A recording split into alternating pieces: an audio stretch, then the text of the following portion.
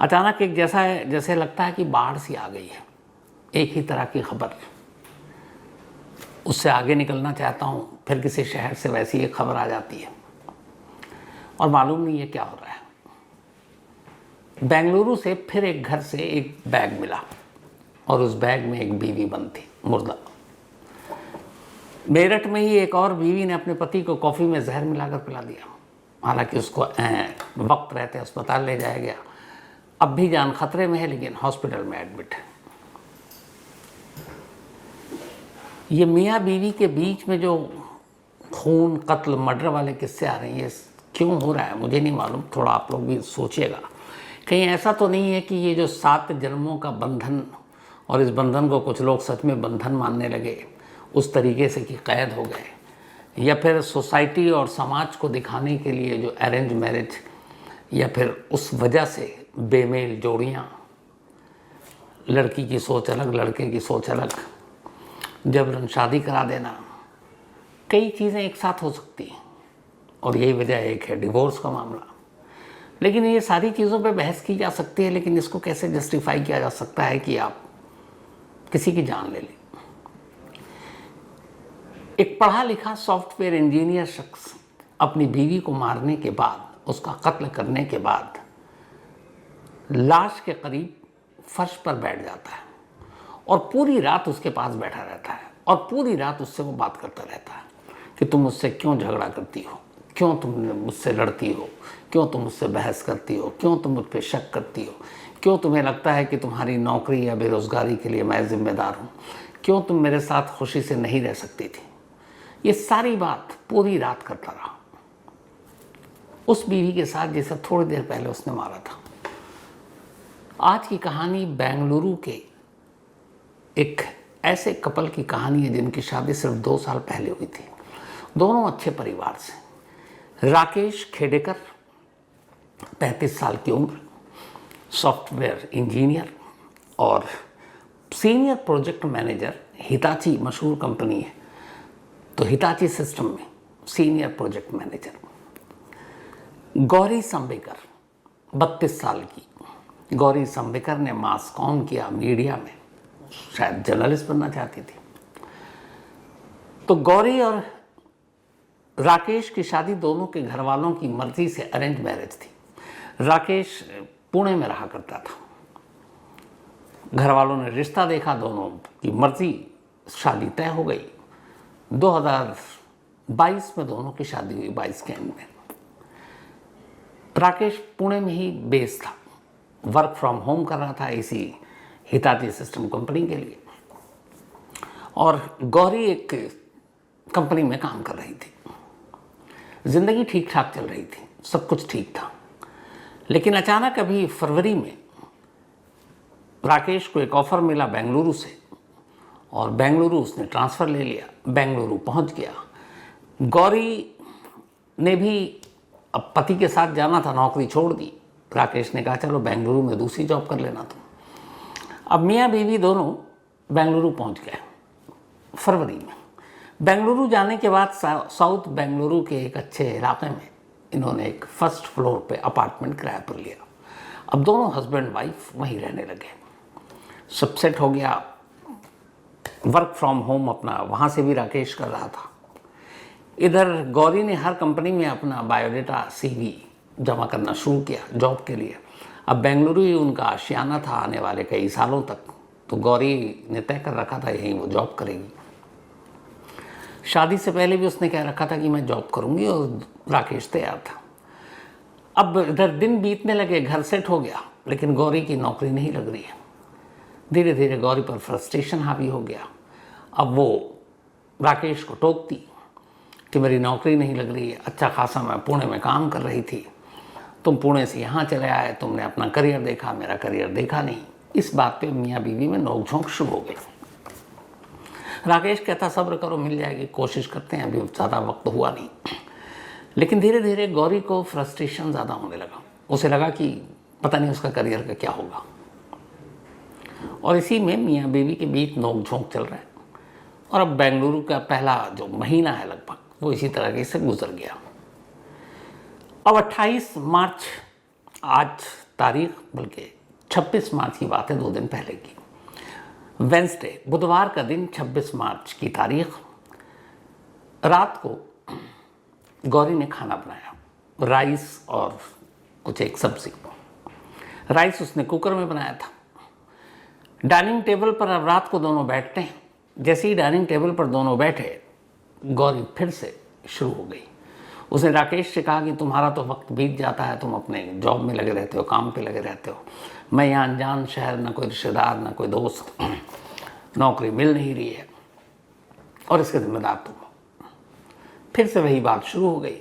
जब बात शुरू हुई तो राकेश उसको समझाने लगा, लेकिन गौरी का गुस्सा बढ़ता जा रहा था। धीरे धीरे दोनों में अब तेज तेज झगड़ा शुरू हो गया।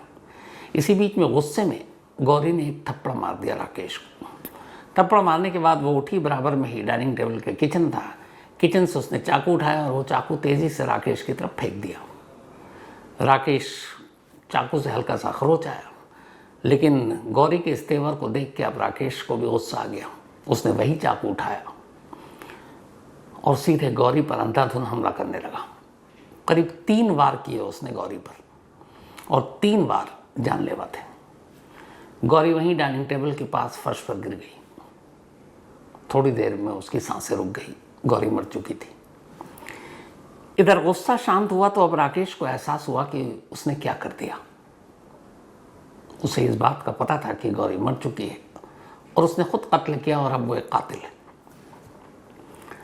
थोड़ी देर के बाद वो गौरी की लाश को एक तरफ करता है, फर्श के ब्लड को साफ करता है और फिर गौरी के पास बैठ जाता है। खाना अब भी कुकर में है, खाया नहीं है, न गौरी ने खाया था न अब राकेश।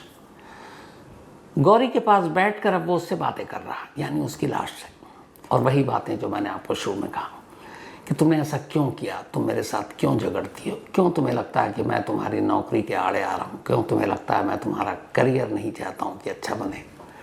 नौकरी लग जाती लेकिन हर दिन हर वक्त तुम इसी बात के लिए मुझसे लड़ती हो। हम शुरू में कितने अच्छे थे, कोई लड़ाई नहीं होती थी, लेकिन देखो अब क्या हो गया। और यही सारी बातें पूरी रात करता हुआ वो लाश के पास बैठा रहा, गौरी के हाथ को अपने हाथ में लेकर। सुबह हो गई, सुबह भी वो बैठा हुआ है। फिर उसे ख्याल आया कि इस घर में एक लाश है और वो एक कातिल। 10 बजे के आसपास अब सुबह हो गई। 27 मार्च की तारीख आ गई, वेंसडे के बाद अब थर्सडे हो चुके हैं। वो उठता है, एक बैग खाली करता है। चूँकि 1 महीने पहले ये लोग पुणे से बेंगलुरु शिफ्ट हुए थे तो इनके पास अच्छे खासे बैग थे। एक बड़ा बैग, ट्रॉली बैग खाली करता है। उस बैग के अंदर गौरी की लाश को पैक करता है। बैग बड़ा था, गौरी की लाश आराम से आ गई। उसके बाद उस बैग को घसीटता हुआ वो बाथरूम में ले जाता है। बाथरूम में बैग को रख देता है। फिर अपना एक छोटा सा बैग तैयार करता है। लगभग 12:30 बजे घर का ताला लगाकर वो बाहर निकलता है। नीचे उसकी होंडा सिटी कार खड़ी हुई थी। वो नीचे आता है, कार में बैठता है और पुणे से निकल पड़ता है। 5 घंटे तक वो ड्राइव करता रहता है और उसकी मंजिल थी पुणे, जहाँ से वो आया था। 5 घंटे की ड्राइव के बाद शाम के करीब 5:30 बजे थे, तब वो अपना मोबाइल उठाता है। मोबाइल उठाने के बाद बेंगलुरु के जिस अपार्टमेंट में रहता था उसके कारपेंटर को फ़ोन करता है, क्योंकि अभी हाल में आया था, कारपेंटर का बहुत सारा काम इसने कराया था। और जो लैंडलॉर्ड था जिसके घर पे ये किराए पे रह रहा था, वो उसी में ग्राउंड फ्लोर पर रहते थे। फर्स्ट फ्लोर पे ये रेंट पे रहता था, ग्राउंड फ्लोर पे लैंडलॉर्ड। कारपेंटर को फ़ोन करता और कारपेंटर से कहता है राकेश कि उसकी वाइफ गौरी ने खुदकुशी कर ली है और उसकी लाश इस वक्त बाथरूम में पड़ी है। तुम लैंडलॉर्ड को जाकर बता दो इसलिए भी ताकि वो गौरी के घर वालों को भी खबर कर दें, ताकि वो लोग आकर फिर उसका अंतिम संस्कार कर सकें। ये कहकर उसने फ़ोन काट दिया। जैसे ही ये बात सुनी कारपेंटर ने, वो बदहवास लैंडलॉर्ड की तरफ भागा। उसने कहा कि ऐसे ऐसे फ़ोन आया राकेश का और कह रहा उसकी वाइफ ने खुदकुशी कर ली, जान दे दी और उसकी लाश बाथरूम में है। ये सुनते ही मकान मालिक भी बदहवास, एक जागरूक नागरिक होने के नाते उसने सबसे पहले बेंगलुरु पुलिस को कॉल किया। उसने बोला कि ऐसे ऐसे बात है ऐसी, एक किराए पे रखा था और वो अभी ये इन्फॉर्मेशन दे रहा है। फ़ौरन पुलिस पहुंच गई। लैंडलॉर्ड और पुलिस की मौजूदगी में अब दरवाजे को खोला गया, अंदर पुलिस दाखिल हुई। उन्हें लगा कि कहीं लाश टंगी भी मिलेगी, लेकिन लाश कहीं टंगी नहीं थी, पर बाथरूम में बैग था और बैग बाथरूम में, ये बड़ी अजीब बात थी। खैर, पुलिस की मौजूदगी में बैग को खोला गया। बैग के अंदर गौरी। अब इसका मतलब है कारपेंटर को राकेश ने सही बात बताई थी। पुलिस फ़ौरन अब मकान मालिक से उसकी डिटेल मांगती है कि उसका कार्ड, आधार कार्ड तो आपने लिया होगा। पता चला कि पुणे का एड्रेस है। फ़ौरन महाराष्ट्र पुलिस को बेंगलुरु पुलिस कांटेक्ट करती है और कहती है कि ऐसी ऐसी बात है। वो एड्रेस बताती है और बेंगलुरु की एक पुलिस की टीम अब पुणे के लिए निकलने की तैयारी कर रही थी। इधर इस बात के कई घंटे बीत गए। अब अचानक 27 की ही देर, मतलब रात तक ही, पुणे में एक पुलिस स्टेशन है, शिरवाल पुलिस स्टेशन। शिरवाल पुलिस स्टेशन के करीब एक होंडा सिटी कार आकर रुकती है। इस कार के रुकने से पहले एक काम और किया था। राकेश ने पहला फ़ोन कारपेंटर को किया और दूसरा फ़ोन उसने पुणे पुलिस को किया। पुणे पुलिस से उसने कहा कि उसका नाम ये है, उसने अपनी बीवी का कत्ल किया। यहाँ ये नहीं कहा कि उसने अपनी जान दी है। उसने कहा कत्ल किया है, ये एड्रेस है और मैंने कारपेंटर को भी बता दिया है, आप भी बेंगलुरु पुलिस को इन्फॉर्म कर दीजिए और मैं सरेंडर कर दूंगा। ये कहकर उसने फ़ोन काट दिया। अब इसके बाद राकेश की गाड़ी जाकर रुकती है शिरवाल पुलिस स्टेशन। उससे पहले राकेश ने एक जगह गाड़ी रोकी और फिनाइल की दवा शीशी खरीदी और वो पूरा पी गया। अब पुणे पुलिस स्टेशन, जो शिरवाल पुलिस स्टेशन है, वहाँ पे गाड़ी रोकने के बाद वो लड़खड़ाता हुआ उतरता है। पुलिस स्टेशन के अंदर दाखिल हो रहा था। कुछ पुलिस वाले उसे देखते हैं और वो इतना ही कहता है कि मेरा नाम राकेश खेडेकर है, मैं पुणे से आ रहा हूँ और मैंने पुणे में अपनी बीवी का कत्ल किया है और सरेंडर करना है। ये सुनते ही पुलिस भी बदहवास फ़ौरन उसे, और फिर वो बताता कि इस वक्त मैंने फिनाइल पी रखी है, शायद मैं मर जाऊँगा कुछ देर में। पुलिस वाले फ़ौरन उसे अपनी गाड़ी में बिठाते हैं और फिर पास में एक सत्कार हॉस्पिटल है, वहाँ ले जाते हैं। वहाँ ले जाने के बाद डॉक्टर चेक करता है, अभी खतरे से अब बाहर है। खतरे से बाहर के बाद पुलिस जब उससे पूछताछ करती है तो राकेश यही कहानी बताता है जो मैंने आपको शुरू में कहा कि सिर्फ एक छोटी सी बात पर उसकी बीवी से झगड़ा हुआ, उसकी बीवी ने उसे थप्पड़ मारा, उसकी तरफ चाकू फेंका, उसे गुस्सा आ गया और वो कई दिनों से सुन कर ये बहुत इरिटेट हो रहा था कि मैं उसके करियर और नौकरी के बीच में आ रहा हूँ। और वो बार बार यही कह रही थी कि तुम बेंगलुरु छोड़ दो, वापस पुणे चलो, पुणे में मैं दोबारा अपनी कंपनी ज्वाइन कर लूँगी, वहाँ हम दोनों रहेंगे। मैं बेंगलुरु से जाना नहीं चाहता था क्योंकि यहाँ मेरे पास अपॉर्चुनिटी अच्छी थी। तो इस बात पे इतना झगड़ा हुआ कि कोई वजह, कोई मकसद नहीं था और जो कुछ हुआ अचानक हुआ। और फिर कत्ल करने के बाद इसीलिए मैंने इन्फॉर्म भी किया ताकि घर में लाश कम से कम ख़राब ना हो, सड़े नहीं, और उसके घर वालों को वक्त रहते इसकी खबर मिल जाए ताकि उसका अंतिम संस्कार वक्त पे किया जा सके।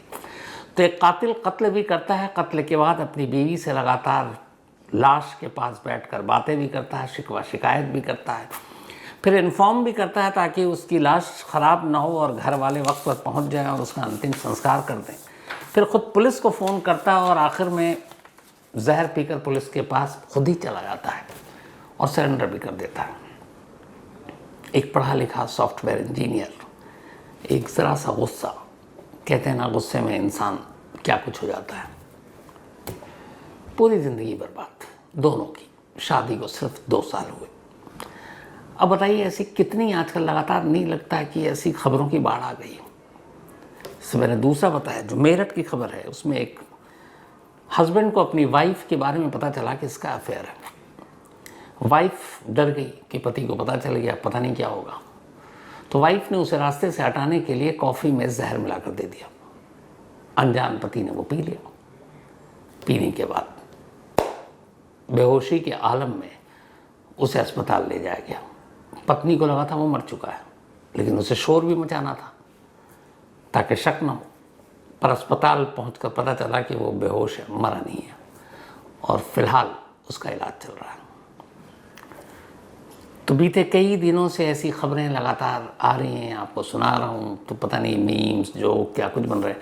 आज मुझे वो एक भरत हैं अपने ब्लैक एंड वाइट की टीम में, वो बता रहे थे कि मेरठ इंसिडेंट के बाद ये जो मार्केट में ना ब्लू ड्रम, इसकी डिमांड कम हो गई है और बहुत सारे ब्लू ड्रम को कुछ और कलर करके बेचा जा रहा है, क्योंकि ब्लू ड्रम को लेके जो मीम्स बने, जो जोक्स बने और जो बातें हो रही हैं, यही साहिल और मुस्कान वाली, तो पता चला कि ब्लू ड्रम का कलर ही बदल दिया गया, क्योंकि मार्केट में ये आ रहा है कि भैया ब्लू ड्रम नहीं चाहिए, कोई और कलर का दे दो। तो ये तक हो रहा है और ऊपर से इस तरह के इंसिडेंट। कल मैंने जैसे बताया था कि हर साल एक एवरेज है निकला है, ये 2023 का है।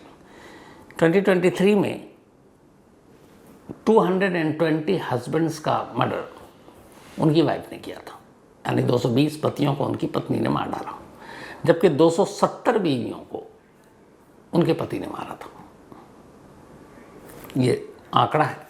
अभी तक एनसीआर भी हस्बैंड वाइफ वाला अलग से आंकड़ा नहीं देती, पर अब मुझे लग रहा है कि शायद अगले साल से एक अलग कॉलम बनेगा और उसमें ये आंकड़ा आएगा। तो ये थी आज की कहानी।